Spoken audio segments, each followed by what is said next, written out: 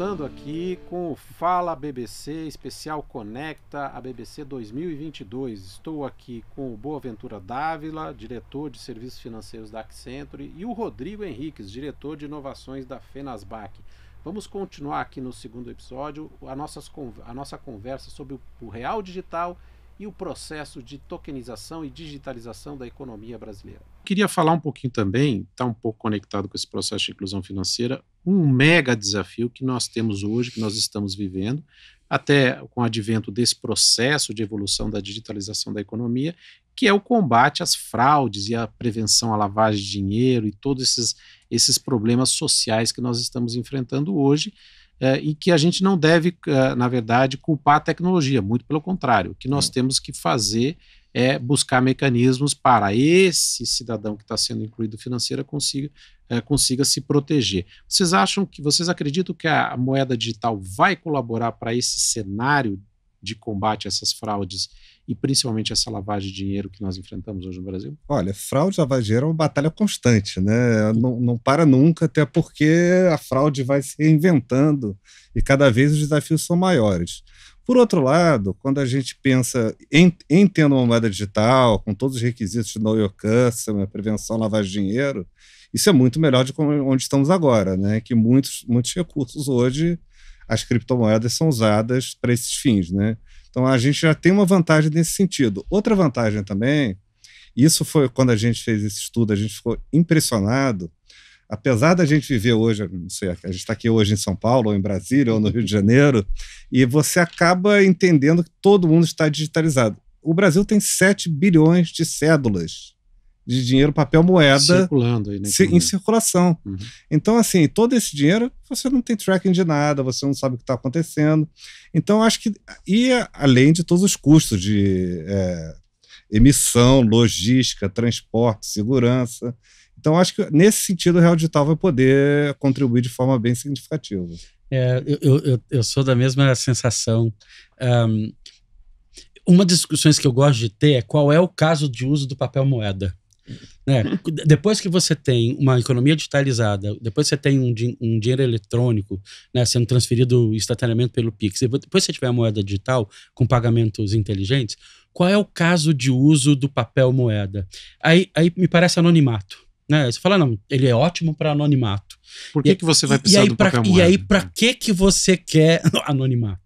Né? Então, eu acho que você tem sim um impacto muito grande da moeda digital, fazendo essa separação muito clara, né? Que a eficiência, claro, a gente tem que ainda ajustar essa barreira digital, né? A gente precisa garantir que todas as pessoas têm um celular ou algum meio de fazer essa transferência, pode ser um cartão, né?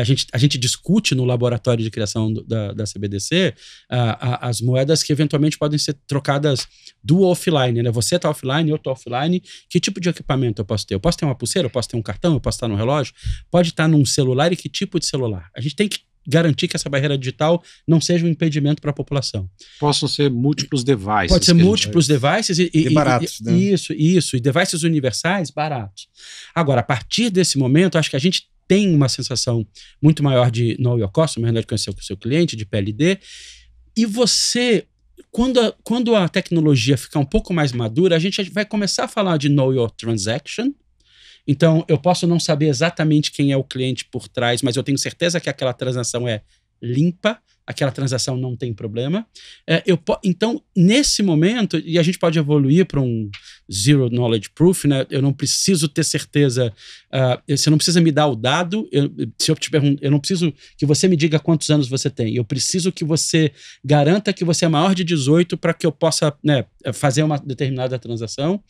Essa somatória, num futuro médio, né, eu acho que garante ainda mais inclusão para as pessoas, quando a gente, né, estabilizar e entender, porque a ideia de eu ter uma carteira digital, né, ainda muito mais fácil e muito mais segura do que eu ter uma conta tradicional. Quer dizer, que vão ser feitas pelos bancos, né? A gente falou daqui, acho que a intermediação, pelo menos por muito tempo, a ideia de que os bancos são figuras importantes no sistema financeiro, acho que é uma ideia dada. Não está sendo disputado. Não está sendo disputada essa ideia, a não ser para um grupo muito pequeno da sociedade que ainda não conseguiu provar, né, o ponto. Mas acho que é isso, acho que a gente evolui, mas a gente garante nessa evolução uma ideia de privacidade, né, ao mesmo tempo de segurança para o sistema, de segurança que você está transacionando o sistema do jeito que a sociedade acha que você deveria estar fazendo essas transações. Perfeito, excelente.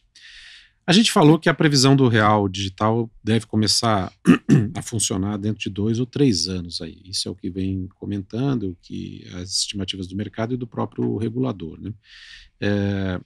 E ele, na verdade, não necessariamente vai substituir o papel moeda, propriamente dito, né? Pelo menos num primeiro momento, tá? Ou o dinheiro, né? Vocês acreditam que essa medida ele pode aumentar a concorrência dos meios de pagamento e trazer só o fato de nós digitalizarmos parte não que ele não vá substituir o dinheiro vai continuar existindo como real, o que nós vamos, na verdade, permitir que parte desse dinheiro em circulação, essa papel moeda, ele na verdade não tenha utilidade, não necessariamente ele precisa estar circulando, né? Ele vai poder ser substituído gradativamente por um equivalente dentro do código, que é um equivalente digital. E vocês acreditam que esse processo transformacional aí, ele vai aumentar a qualidade e a eficiência e o custo dos serviços que serão prestados, vou falar instituições financeiras como um todo, seja bancos, instituições de pagamento, não interessa, na verdade o consumidor ali ele está vendo, é um prestador de serviço financeiro, pode ser uma carteira digital ou qualquer outro tipo de instituição reconhecida pelo Banco Central. O que vocês acreditam que nesse ambiente realmente o serviço financeiro, nós vamos ter serviços financeiros com custos menores, mais seguros, mais inclusivos e mais eficientes? Olha, essa pergunta tem várias dimensões. A primeira dimensão que ele pega, está bem no começo da pergunta, por que 2 a 3 anos? Né? E aí, parabenizando aqui o Rodrigo, porque o próprio regulador entendeu que era legal ter um pedaço do projeto em laboratório, abrindo para a sociedade, para as empresas desenvolverem cases e mostrar o que funciona e o que não funciona. Então, quando a gente lançar o produto, é um produto que já passou por um teste e a gente já sabe o que vai dar certo. Isso é fundamental. Então, acho que a gente está no caminho certo nessa situação. E quando a gente fala também outra instituição financeira, hoje no Brasil, instituição financeira é todo mundo. Assim, a gente tem os bancos, assim, mas agora a gente tem instituição de pagamento, empresas de tecnologia, empresas de varejo, empresas de telecom. Você tem as fintechs, você tem as techfins, exatamente. Você tem uma série de tipos de instituições, então, o que é muito bom, que cria aquele ambiente competitivo que eu falei anteriormente. O que a gente está falando hoje lá na Accenture é que a gente chama de embedded finance, as finanças embutidas. Embutido é um termo horroroso, em inglês fica melhor, né? mas, ou seja, você vende um produto com um produto financeiro dentro dele, né? Então a gente está falando de viagem, de comprar um carro, um serviço de manutenção, utility tokens, então tudo isso está nesse conceito. Isso claramente é bom para o consumidor, isso claramente amplia a oferta de produtos e serviços. Eu acho que a gente está exatamente nesse caminho, com o real digital, lembrando, né, existe uma convergência de todas as ações do Banco Central. Eu acho que quando a gente está num laboratório e tem a opção de estar num laboratório, eu realmente acho que a gente tem um ganho muito grande. Eu vou, na verdade, não estender, mas passar o seu elogio para todos os servidores do Banco Central e todos os coordenadores dos LIFTs. Eu sou um dos coordenadores pelo lado da Federação dos Servidores, mas é essa garantia, e acho que isso as pessoas têm que entender, que você está testando, né, novas funcionalidades, novas tecnologias, novos produtos, sabendo que você tem que garantir que isso funcione para os 210, 220 milhões de brasileiros. E não para 2 mil ou 20 mil brasileiros. Então, você precisa de um tempo. E aí toda vez que a gente fala, o pessoal fala assim, o real digital vai sair rápido? A gente fala super rápido. Em 2 anos a gente deve ter as primeiras emissões. As pessoas falam assim, 2 anos é rápido? Eu falei, meu amigo, 2 anos, sistema financeiro numa tecnologia como essa é assustadoramente rápido. Para um processo transformacional dessa envergadura, né? Quando a gente tá falando... o nível de segurança que é necessário, né? Obviamente. Né? E é exatamente isso. Porque tem um trade-off aí, né? Tem uma troca que você precisa fazer e garantir... E você estava falando sobre isso, Raul, antes a gente estava falando sobre isso, né? Você tem um grande ganho de eficiência e custo de eficiência, mas que você vai ter que garantir que a cibersegurança esteja em dia, né? Para garantir isso. Então, acho que você consegue fazer essa entrega para a sociedade, você vai ter serviços financeiros melhores, e é melhor do que melhor. Serviços financeiros novos que a gente não consegue imaginar agora. Quando você falou, né, das finanças embarcadas, embutidas, né, a ideia de que você compra um produto e ele já pode vir com a opção dos serviços financeiros como ele, expandidos para algumas situações, como você pode fazer uma reserva de um hotel, onde tem uma garantia de que, se chover, você paga só metade. E aí, num contrato digital com uma moeda digital... Num contrato inteligente, numa moeda digital, e que diz, olha, quem disse se choveu ou não, é esse dispositivo meteorológico que está conectado na internet. E aí você começa a juntar IoT, internet das coisas, com contrato inteligente, moeda digital, e aí eu começo a falar, não, tudo bem, então eu vou comprar minha passagem para o Rio de Janeiro, né? Eu vou passar minhas férias no Rio de Janeiro, mesmo numa época que chova, porque mesmo se chover, eu sei. E eu não vou ter um intermediário no processo. E não tem uma disputa, E não tenho mais. A disputa foi resolvida no contrato. Você não vai ficar no balcão do hotel reclamando. Isso, dizendo, olha, eu quero metade do meu dinheiro de volta, eu vou levar para o juiz, eu vou processar vocês. Não tem processo, né? O contrato vai ser executado naquele momento. Ele já prevê esse tipo de situações.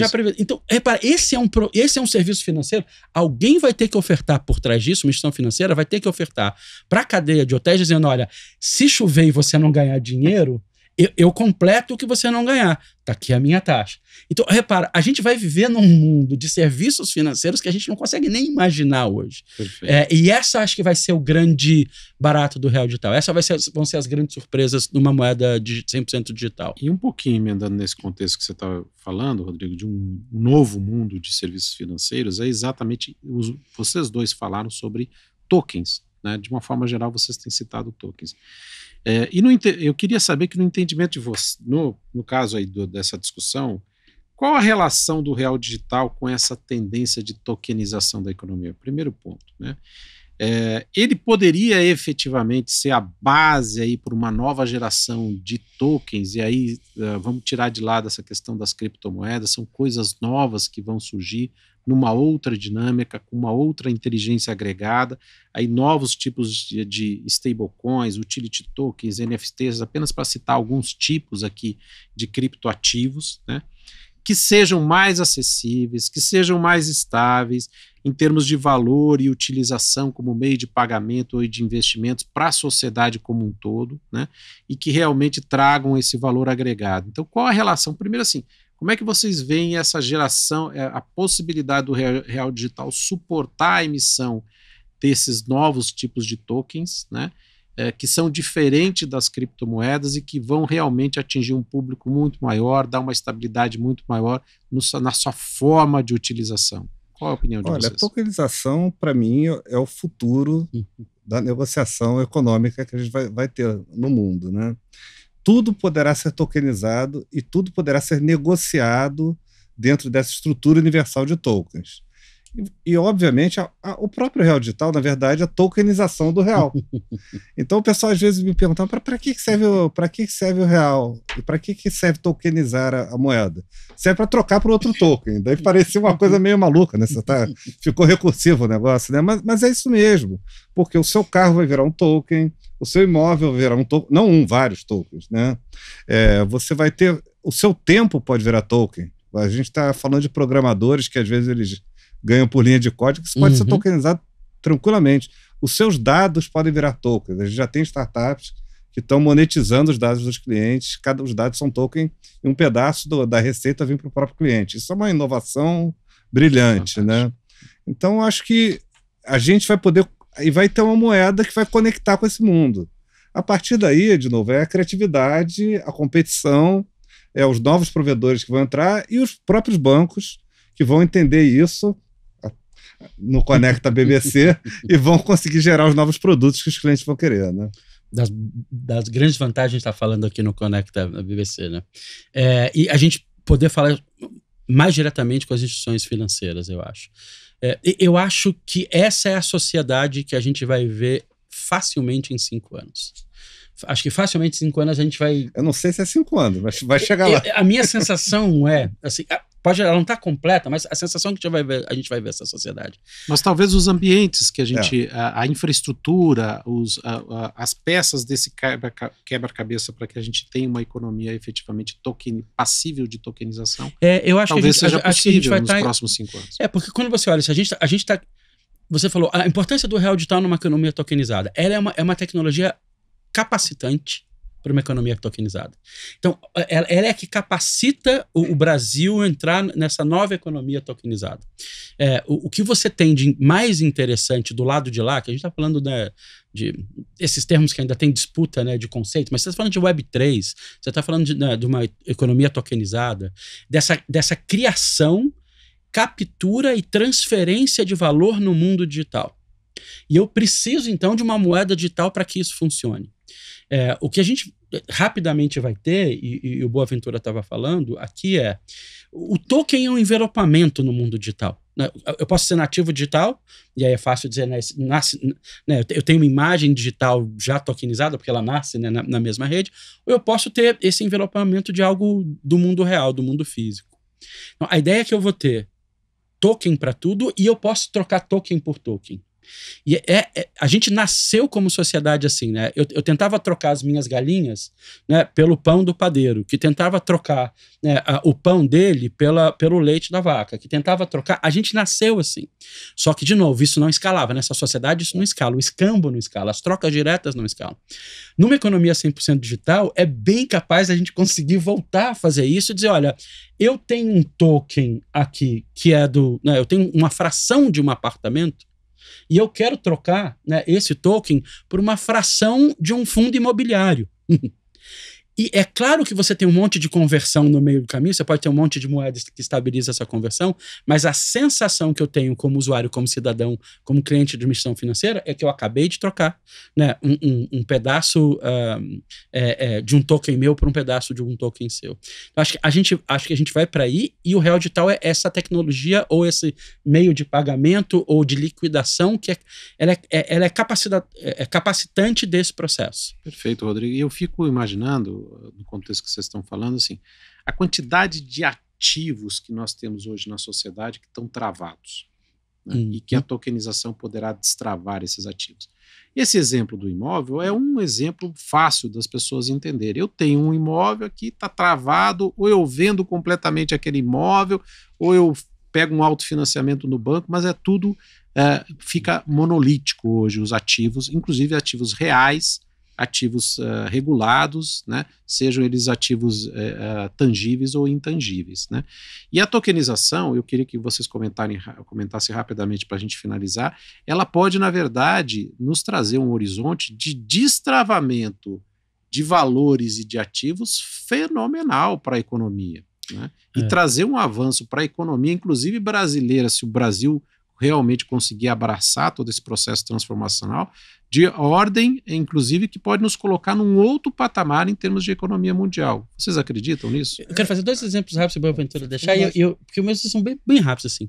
O imóvel tem uma coisa que eu gosto de pensar e brincar, assim, imagina, eu tenho um imóvel próprio. Mas pode ser um carro, pode ser qualquer outro. Eu vou dar os 2 pulos. Eu tenho um imóvel próprio, ele é meu.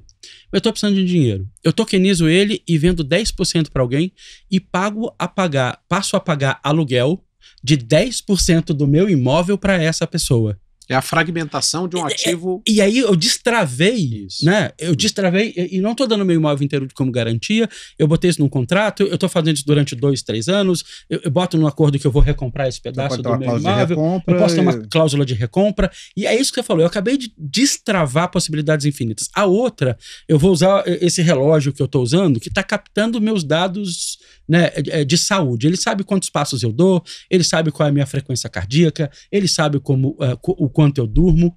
Eu posso juntar esse pacote de informações sobre a minha saúde e fiquem tokenizados e fiquem, né, agrupados numa carteira digital de dados, e eles passam a ter valor. E esse valor pode vir para mim. Quer dizer, uma empresa de desenvolvimento de um remédio pode ficar interessada nesses dados, os planos de saúde podem ficar interessados nesses dados, e isso aqui também é essa ideia de uma criação nova de valor no mundo digital, né? Porque ele está sendo criado, todas as informações já estão sendo criadas de uma forma digital. A questão é como é que eu agrupo, como é que eu garanto, né, e faço um bloco disso, um token disso, e eu gerencio o acesso disso, e eu posso ganhar, pode ser frações de centavo por acesso a essa informação. Mas aí essa ideia expande. Então, eu acho que você vai ter mesmo assim, uma grande expansão de desbloqueio de criação de valor nessa economia digital. E isso conecta com o processo de entendimento da sociedade que dado tem valor, uma informação tem valor. A questão é como que você, na verdade, atribui aquele valor, conecta ele a um contrato inteligente e consegue tangibilizar aquele valor, né? Então, esse destravamento da economia, ele pode ser algo, como eu falei, fenomenal. Você queria falar, comentar? Eu acho outra coisa importante, e aí volta um pouquinho na visão Brasil mesmo, né? Como a gente já falou, a gente já está bem avançado em infraestrutura financeira, mas mesmo alguns países de fora, como Suíça, Dubai, eles estão sendo muito agressivos em se tornar um hub de ativos digitais. E eu acho que a gente está com a faca e o queijo na mão aqui para participar desse como um dos grandes hubs, né, aqui na América Latina, né? Até porque muitas soluções que a gente desenvolve hoje, elas não estão mais na fronteira, né, do país. Elas são soluções globais, a gente tem tokens. A gente está conversando aqui, eu poderia estar trocando meu token para um chinês que está querendo fazer um time sharing para ir no meu apartamento no Rio de Janeiro, entendeu? Aliás, era uma excelente ideia, inclusive. Então, eu acho que a gente tem que aproveitar, e eu acho que, além do Banco Central, outra mensagem que eu sempre deixo, né, quando eu falo nessas reuniões, é capacitar as pessoas.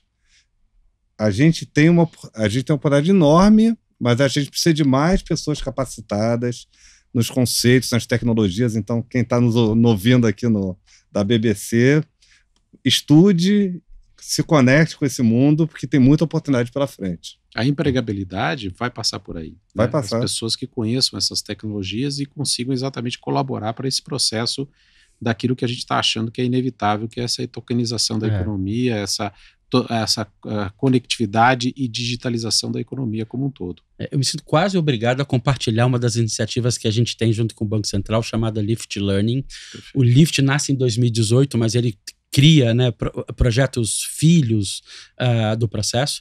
A gente, o Lift Lab, que é o laboratório original, né, ele faz nascer o Lift Learning e o Lift Challenge. O Lift Learning é um dos projetos mais bacanas, e o atual, a gente, com coordenação do professor Ricardo Paixão, a gente soltou um curso aberto de Web3 e DeFi para desenvolvedores numa linguagem de programação chamada Solidity, que é a mais usada no ambiente da rede Ethereum. 5.000 alunos no Brasil se inscreveram nos primeiros dias. 5.000 alunos. E a gente está, com esse processo até hoje, garantindo essa mão de obra, garantindo que esses jovens, né, estão aprendendo uma habilidade que ela é extremamente necessária hoje. Sai todo mundo empregado, né? Qualquer um que consiga provar que aprendeu Solidity durante o tempo está empregado. E no futuro a gente tem uma garantia maior. Então a gente está, né, tentando compor esse processo, entendendo essa parte que você falou muito bem, de a gente precisa entregar conhecimento para as pessoas para que esse mundo aconteça e que a gente não perca o grande potencial que a gente tem como nação, que é liderar né, esse processo. Ser um grande exemplo para o mundo, conectado com o mundo, de uma janela de oportunidade que a gente talvez esteja vivendo, que seja ímpar, que é exatamente essa questão de tokenização e digitalização da economia, e nos tornarmos um hub mundial a respeito disso aí. Eu acho que faz todo sentido, e realmente a gente consegue olhar para o horizonte e ver que o Brasil, como você comentou, Boaventura, tem a faca e o queijo na mão. Basicamente, nós precisamos ter foco e buscarmos educar a população, educar os nossos jovens e preparar eles para ajudar a desenvolver esse futuro aí. Com isso, nós estamos encerrando o podcast Fala BBC, especial Conecta a BBC 2022. Foi um prazer estar aqui nesse bate-papo, pena que o tempo passou muito rápido, mas eu queria agradecer muito ao Boaventura Dávila, diretor de serviços financeiros da Accenture, né? Agradecer também ao Rodrigo Henriques, diretor de inovações da Fenasbac. Eu acho que a gente aqui conseguiu, nesse rápido tempo, mostrar o quanto que nós podemos aprofundar nesse assunto e vamos fazer outras rodadas a respeito do processo de tokenização da economia. Nós que agradecemos. Muito obrigado a todos. Obrigado. Obrigado. Prazer enorme.